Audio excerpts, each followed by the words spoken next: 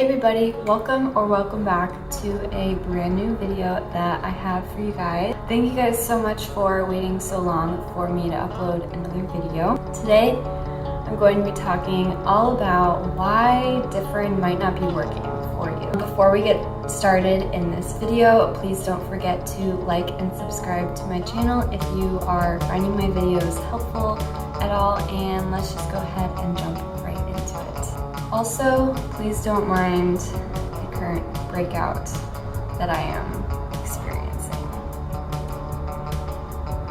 So, Differin is a retin-a that basically acts very similar to tretinoin, except it's over the counter and can really be beneficial for your skin and helping to reduce redness and acne and hyperpigmentation and scarring and a whole bunch of things, and can also possibly help to prevent aging on the skin, or in a way prevent aging. Obviously not all of the aging, you will still age. Anyways, basically there are going to be two main reasons why Differin is not working. One of them is you are not using Differin correctly, and the other one is you have something going on inside that Differin can't really help with. It's too overpowering. So I'll go over the first one.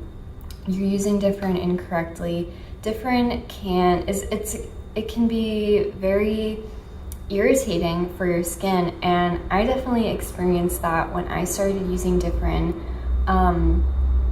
If you're not using it correctly, it can be very irritating. So essentially, I have multiple videos explaining how to use Differin, but I guess the basic way of how it could cause irritation is if you start using it and you're using it way too frequently to begin with, your skin is going to freak out because it's not used to this strong thing that you're putting on your skin, and it's just going to be way too much to start out with. So that's why I usually think the best way is to slowly increment it into your routine over time.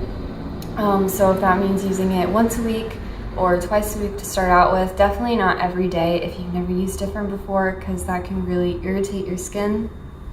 Another thing is if you're using other products along with Differin that are just going to be causing more irritation. If you have irritation to begin with, Differin is not going to help with that. You have to really calm down your skin and then use Differin. Good products include products by CeraVe or Cetaphil or La Roche-Posay. Those are all really good. And if you're washing your face too frequently, that can be another one.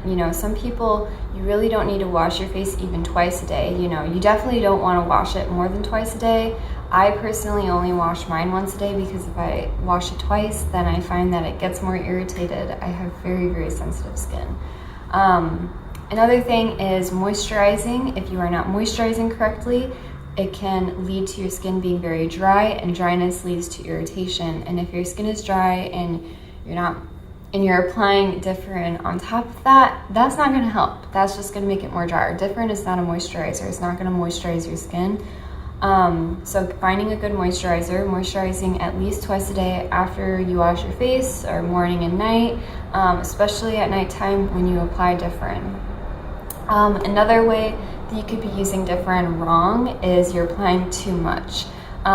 For one, you should only be applying Differin once a day, and you should only be applying a pea-sized amount. And I know it's so hard when your face is literally like blown up. Trust me, I've been there, and I felt like, this is supposed to help me. Like, let me just put a little bit more on these spots or on my cheeks.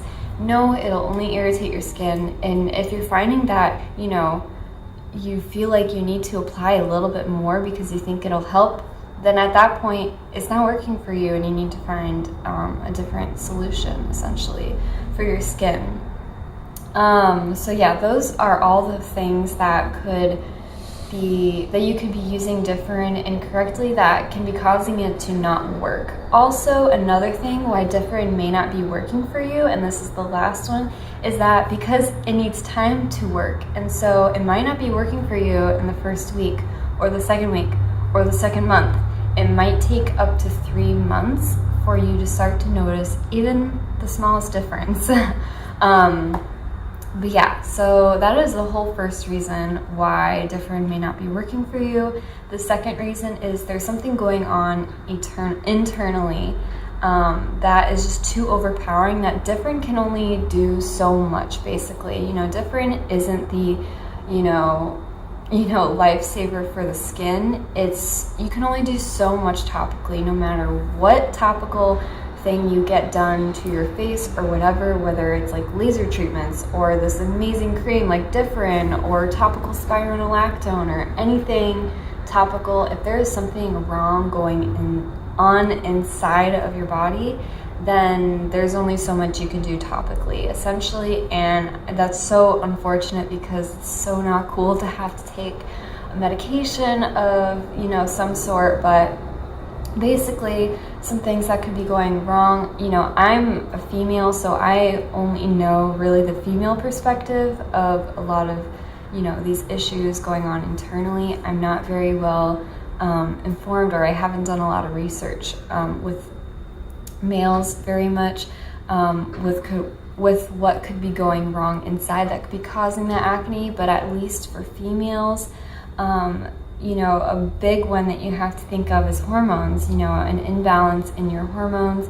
You have to think of other factors like, are your periods very irregular? That could really tell you if you are having an imbalance in your hormones, and that can bring in a whole other situation with birth control and everything like that. I really think that's the main one with women. Yeah, so like with hormones, basically, if you have an imbalance, that's most likely you are lower in estrogen and you have way too many male hormones. So like androgens, testosterone, stuff like that. If those levels are higher, then you may experience cystic acne. That just doesn't go away because that's just what your body is doing. Another thing is to birth control. Some birth controls have a higher amount of male hormones in them, and so if you are having acne with your birth control, you should try to switch it to one that has a lower amount of male hormones or progesterone.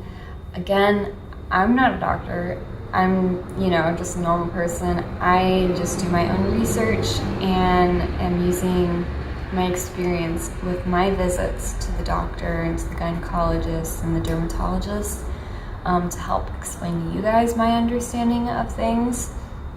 So that can be a whole other route. You know, a possibility is PCOS. If you're having, you know, long-lasting acne, you know, that is one thing that, you know, you just have to take in all the factors of what's going on with your body, because they can all be related to each other, you know.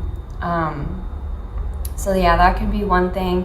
I know there are other solutions like Accutane. That is one. It is a very strong drug and a very hard process, but it is very successful.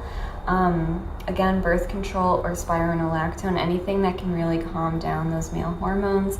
Or there could be other things. Those are just the most common ones, but other things going on inside. You know, for some people it could be super simple. Like some people may have a zinc deficiency, or, you know, they might not be eating a healthy diet, or they're incredibly stressed. Stress is a very big one. If you are like, you know, just overall really stressed, try to really, you know, tune in and try to de-stress as much as you can and see.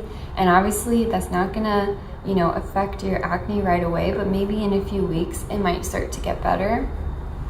Another one might be that you're just lacking some type of vitamin. That could be definitely one. There could just be so many things, but I feel like if, you know, you're relatively low stress and but you're still having a lot of cystic crazy acne and you feel like you're doing everything, then hormones might be the explanation. There could be so many other things, but that's just the most common one that you have to think of.